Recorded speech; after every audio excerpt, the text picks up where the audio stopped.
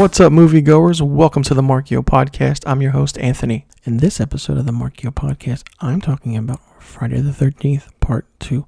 It is the second installment in the Friday the 13th film series. It's directed by Steve Miner, produced by Steve Miner, written by Ron Kurtz. The release date is May 1st, 1981. The running time is 87 minutes. It had a budget of $1.25 million and grossed $21.7 million at the box office. The movie is set 5 years after the events of Friday the 13th, and the plot again follows a group of camp counselors who arrive at a camp called Crystal Lake, only to be murdered one by an unknown assailant. Now, this movie marks the debut of Jason Voorhees as the main antagonist. We find out that Jason Voorhees is a fully grown man now, and he goes on a killing spree. Now, the reason he does this is because he wants to protect Camp Crystal Lake from any intruders. Now, basically, the original idea of the story was that Part 2 was intended to be an anthology film based on the Friday the 13th superstition. However, after the popularity of the original film's surprise ending, with Jason Voorhees coming out of the lake and attacking Alice, the filmmakers opted to continue the story and mythology surrounding Camp Crystal Lake and Jason Voorhees. Now, of course, with any horror movie or any box office numbers, Paramount Pictures, the movie studio, decided, hey, let's make a sequel. So following the success of the Friday the 13th movie in 1980, a year prior, Paramount Pictures began plans to make a sequel, first acquiring the worldwide distribution rights. Now, instead of filming the movie in New Jersey, principal photography took place from October 3rd and finished in November of 1980, and the filming primarily occurred in Connecticut. Special effects artist Tom Savini was asked to work on the film, but declined because he was already working on another project called Midnight. In addition, he was not receptive of the concept of Jason as the killer in the film. Savini was replaced by Stan Winston. Winston, however, had a scheduling conflict and had to drop out of the project, so the makeup effects were ultimately handled by Carl Fullerton. Fullerton designed the look for the adult Jason Voorhees and went along with red hair and a beard while following the facial deformities established in the original film with the makeup. However, Fullerton's look for the adult Jason Voorhees was abandoned in the sequel, Friday the 13th, Part 3, despite the fact that the film took place the following day and was helmed by the same director.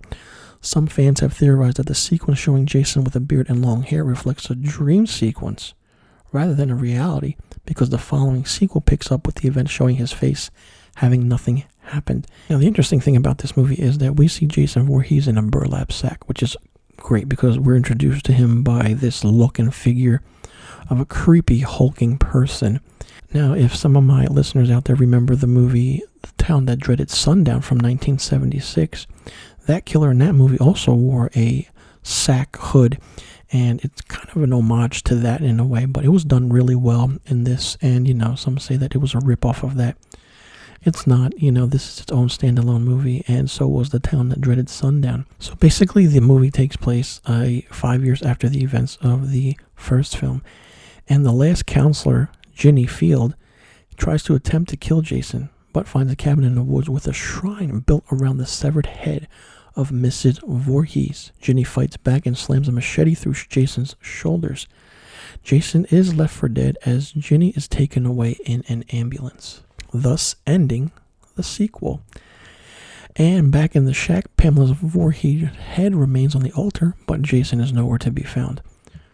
So, when a horror movie is as popular as Friday the 13th in 1980, and then the sequel comes out close to 1 year to the day in 1981, that's saying something. Because back in the 70s and 80s, horror films were just, starting to gain that steam of the slasher genre. And this is what that movie is. This movie is a slasher movie. Now, not only did Steve Miner produce and direct this second movie, he also produced and directed the following movie, Part 3. Now, when Jason was introduced, it was creepy. It was different because in the original film, his mother was the killer. And in this one, Jason is the killer. You could say that Jason is, basically the killer because they killed his mother and he wants revenge. So basically, it's a mother-son relationship where, they're doing it out of love and, for affection and trying to see what happens because technically, Jason Voorhees is one of those killers in the movie, a serial killer in a movie where you feel for him, because he's technically the victim, and Jason Voorhees is the type where he's just, trying to save these counselors and these teens from doing what they do. And, being adolescents and having sex and drinking. So if you look at it that way, you could say that Jason Voorhees is trying to help these teenagers and kids, out by killing them, evidently, of course. But part 2 was different. Part 2 is not your normal, horror slasher sequel. I mean, the tagline is so simple for this movie. It's basically the body count continues. It's great. It's simple. And it says Friday the 13th Part 2. Wow. I mean, all of a sudden, a year later, you see a sequel come out. You're running to the movie theater and checking this out. And the movie, however, received negative reviews from critics stating that the movie wasn't as essential as the first one and it wasn't as scary. But the movie was a box office hit, grossing $21.7 million off of a budget of $1.25 million. Of course, it didn't gross as much as the original, but it still grossed a lot of money. And if the filmmakers opted to go the route of having this movie be an anthology film based on the Friday the 13th superstition, I want to say it would not have been good at all. This definitely wouldn't have made it past part 2. It definitely wouldn't have been good at all. But with the filmmakers keeping an eye and keeping this movie simple and the scares simple, it was great. The killings in this movie are just fantastic. It's different and it's fun. And if you haven't seen this movie, do so. Because there are not many people that watch part 2 or talk about part 2 like they should. They always talk about the first one.